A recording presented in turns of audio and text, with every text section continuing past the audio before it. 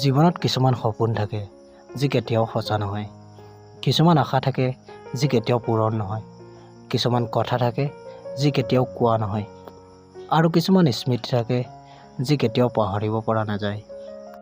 কিছুমান কথাই মনত ইমানেই আঘাত দিয়ে যে যিমানেই পাহৰিবলৈ চেষ্টা কৰোঁ সিমানেই মনলৈ আহি বাৰে বাৰে মনটোক কষ্ট দিয়ে।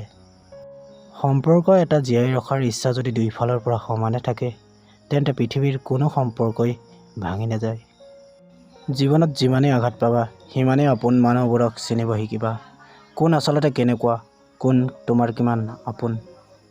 বাচি থকা দিনকেইটাত সময় অকণমান দি যাব। মৰাৰ পিছত চিতাৰ আগত কান্দি লাভ নাই। জীৱনত কাকো ঠাট্টা নকৰিবা, কাৰণ জীৱনটো এখন যাত্ৰীবাহী ট্ৰেইনৰ দৰে। কাৰ যাত্ৰা ক'ত কেনেকৈ শেষ হয় কোনেও নাজানে।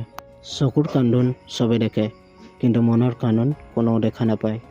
যিয়ে মনৰ কান্দোন দেখা পায় তেওঁ তোমাৰ প্ৰকৃত আপোন। জীৱনটো সহজ নহয়, জীৱনটোক সহজকৈ বনাই ল'ব লাগে। কেতিয়াবা প্ৰাৰ্থনা কৰি, কেতিয়াবা অপেক্ষা কৰি, কেতিয়াবা ক্ষমা কৰি, আকৌ কেতিয়াবা এৰাই চলি। প্ৰমিছৰ ওপৰত কেতিয়াও নিৰ্ভৰ নকৰে তোমাৰ লগত কোন থাকিব কোন নাথাকে। নিৰ্ভৰ কৰে মাথো আমাৰ ভাল বেয়া সময় আৰু পৰিস্থিতিয়ে। যি ব্যক্তিয়ে আনৰ অনুভূতিৰ মূল্য দিব নাজানে তেওঁ কেতিয়াও কাকো ভাল পোৱা দিব নোৱাৰে। এটা কথা কি জানেনে? কিছুমান স্মৃতি, কিছুমান মানুহ আৰু কিছুমান মানুহৰ সৈতে গঢ়া সম্পৰ্ক কেতিয়াও পাহৰিব নোৱাৰি। আপোন হোৱাৰ অভিনয় সকলোৱে কৰিব পাৰে, কিন্তু সঁচা অৰ্থত খুব কম মানুহেহে কাৰোবাৰ আপোন হ'ব পাৰে। সময় থাকোঁতেই গুৰুত্ব দিবলৈ শিকি লোৱা, কাৰণ না জীৱনটো ঘূৰাই পোৱা যায়, না জীৱনলৈ অহা বিশেষ মানুহবোৰক।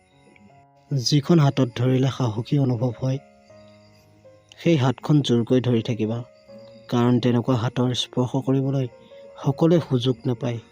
কিছুমান মানুহে মোক বহুত ভাল পায় কেৱল প্ৰয়োজনৰ সময়ত। গতিকে প্ৰেম কৰা। প্ৰেম সকলোৰে হয়, যাক তুমি বুজি পাইছা আৰু যিজনে তোমাক বুজি পাইছে তেওঁক। এনেকুৱা মানুহ যিবিলাক তোমাৰ প্ৰয়োজনতহে ব্যৱহাৰ কৰে তেনে মানুহৰ লগত নহয়।